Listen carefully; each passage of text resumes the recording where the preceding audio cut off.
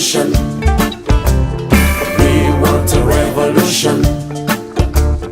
Young people revolution. Intelligent revolution. Must be black people education.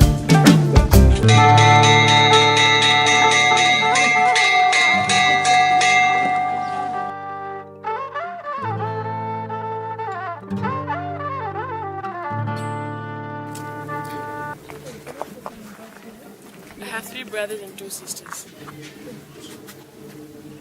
I got 3 siblings. I have 5 sisters. I have 4 siblings. I have 1 sister. I have 3 siblings. I probably got 1 brother. I have 5 sisters. Say the knowledge of family planning is there in our communities, but the trouble comes with the partners consenting. You can counsel a woman on family planning, but generally in our community, decisions of family planning in families, they cannot be made by a woman alone. So it's about the mother and father sitting together and deciding what's good for them.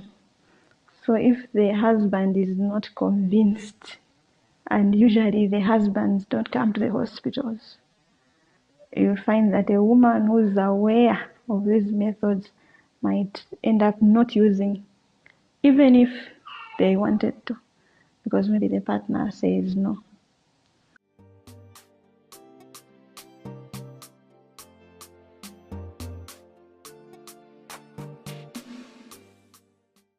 In Zambia, there are a lot of taboos that are related to sex education.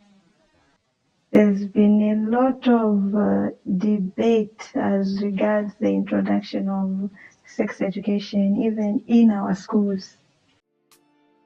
Money fall on you, banana fall on you, Prada fall on you, cause I'm in love with you.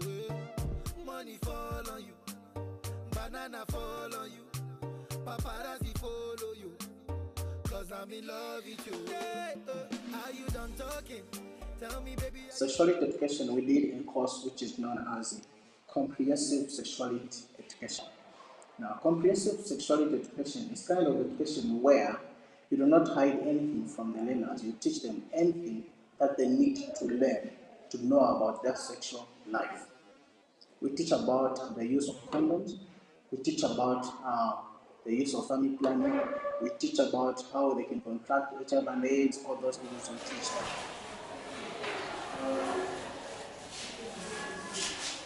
The appropriate age of having sex is when someone is in marriage. Someone is married. That is the appropriate age that is taught everywhere. Even in school, even at home, that's what they are taught. But it's the opposite of what they are doing, the girls. We teach them that, but they have sex before marriage.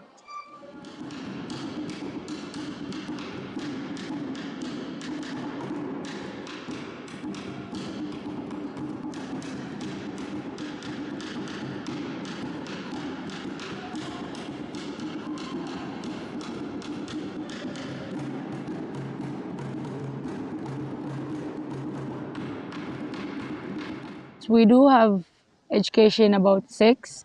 Mainly teachers come to teach us about the importance, the right age, when to have and when not to have it, the dangers of having sex at an early age, and how you can prevent sexually transmitted diseases.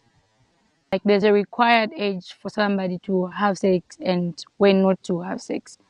Yes. When you are not married, when you are staying with your parents, and just at the wrong age. Right now, at my age, it's rare to talk about sex with my parents because it's hard talking to your parents about sex. Very hard. But at times, my mom tells me some things. She tells me not to have sex at the wrong time and just wait for me to finish school to have sex, because it comes with a lot of responsibilities. In a situation where I get pregnant while I'm still in school, meaning I add more responsibilities for my parents. They now have to look after my child and after me, meaning I add more bills to their budget. So for now, my mom tells me not to do so, not to have sex.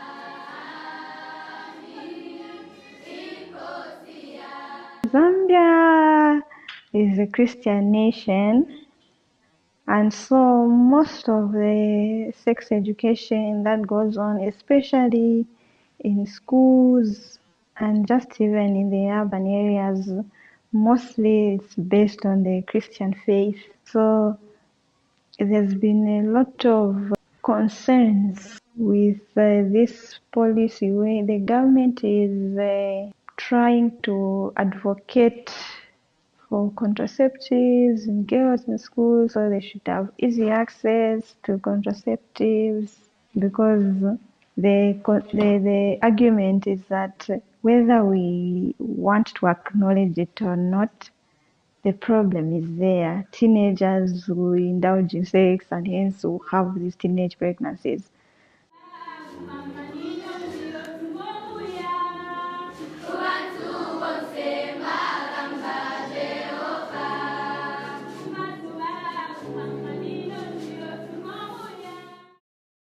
What they emphasize as a Christian school is abstinence. That is more Christian. But I have tried by all means to teach everything so that those who cannot manage, because the people here or the learners here, they're not all Christians. Some can manage to abstain, or those who can't abstain, they will give them other methods on how they can protect themselves. Abstinence has to go hand in hand with Christianity, like I said earlier on. Abstinence is the core business of Christianity. Because as a Christian school, having sex before marriage, it is a sin as a Christian. And so if it is a sin, the only way to overcome the sin of sex before marriage is abstaining. You don't have sex. I don't wanna be a player no more. Yeah, I don't wanna be a player no more. Cause my guys call me Cristiano, Mr. Ronaldo, I'm on Nintendo. Cause my guys call me Cristiano, Mr. Ronaldo, I'm on Nintendo. Clients who had formal education are more open to using conventional family planning methods. But clients whose teaching has been more traditional, outside of the classroom, they prefer family planning methods that are handed down to them from generation to generation, and not the conventional medicine, because of the myths that might be associated with the use of conventional medicines. Those who are in formal education, of course, they would only get married when they are ready. So if that means you completing your high school and your studies, it's well up to you. But in the villages where the girls are not in school, generally, as long as you've attained MENAC and you've been instructed, you are ready to be married. Paparazzi follow you, cause I'm in love with you. If I offend you, because sorry, oh baby, take out. Sorry, oh baby, take out.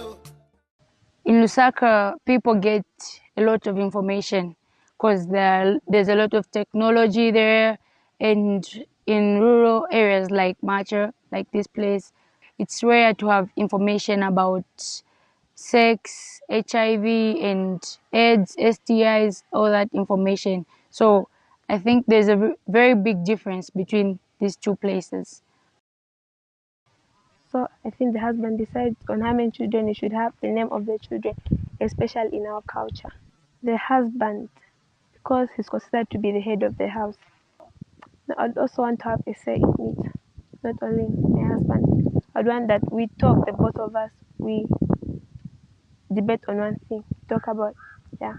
Paparazzi follow you, 'cause I'm in love with you. If I offend you, because sorry.